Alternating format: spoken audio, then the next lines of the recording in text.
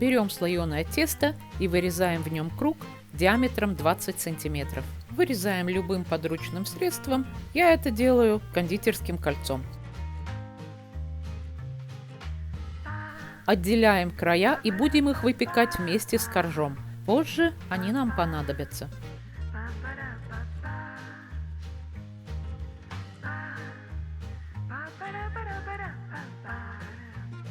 Выкладываем все это на противень.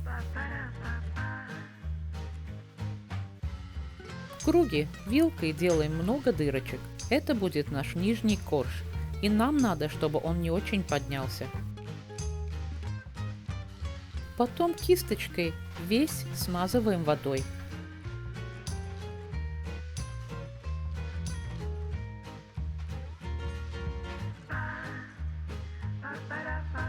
И немного присыпаем сахаром.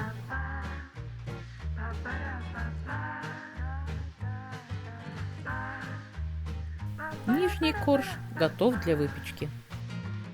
Для верхнего коржа мы также берем слоеное тесто и вырезаем круг размером 18 сантиметров. Края также нам понадобятся чуть позже.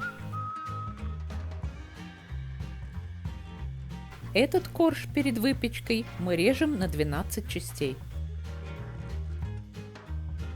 И за это время разогреваем духовку на 200 градусов.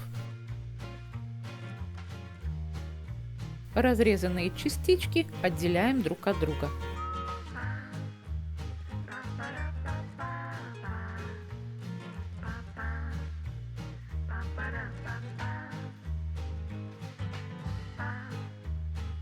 Потом каждую смачиваем водой .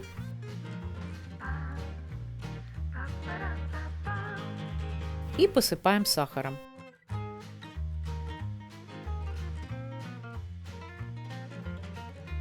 Выкладываем на противень и отправляем коржи выпекаться в духовку на 15 минут до золотистого цвета. Берем свежие или замороженные ягоды, добавляем к ним сахар, крахмал и лимонный сок.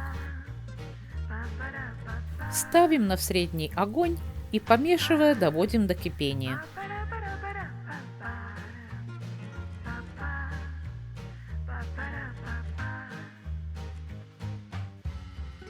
Когда закипело, уменьшаем огонь и даем повариться еще 2 минуты. Не забываем помешивать, чтобы не пригорело. Коржи и ягоды готовы, оставляем их полностью остывать. За это время делаем крем. Немного взбиваем холодные сливки.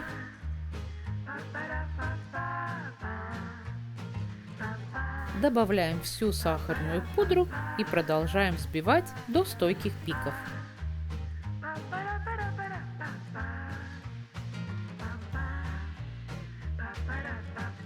Когда взбили до нужной консистенции, добавляем йогурт. После чего миксером только перемешиваем массу.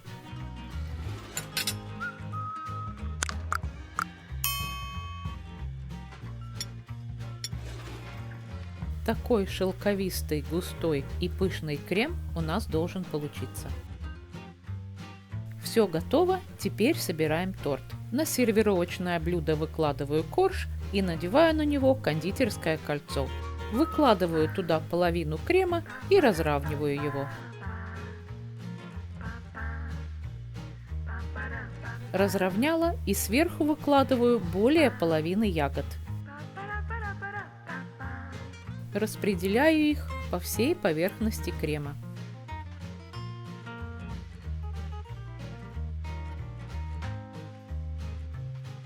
Сверху выкладываю оставшийся крем. И также его тщательно распределяю.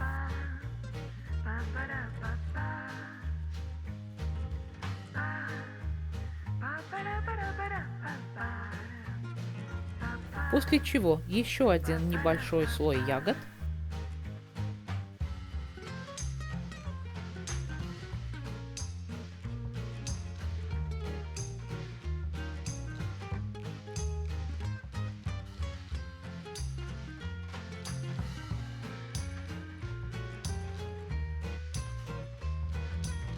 распределяю и сверху кругом выкладываю верхний корж. В середину чайную ложечку оставшихся ягод, и торт отправляется в холодильник минимум на 3 часа, в моем случае на ночь. Крошим обрезки теста, они нам понадобятся для украшения. Легко ножом прохожусь по внутренней части кольца и снимаю его.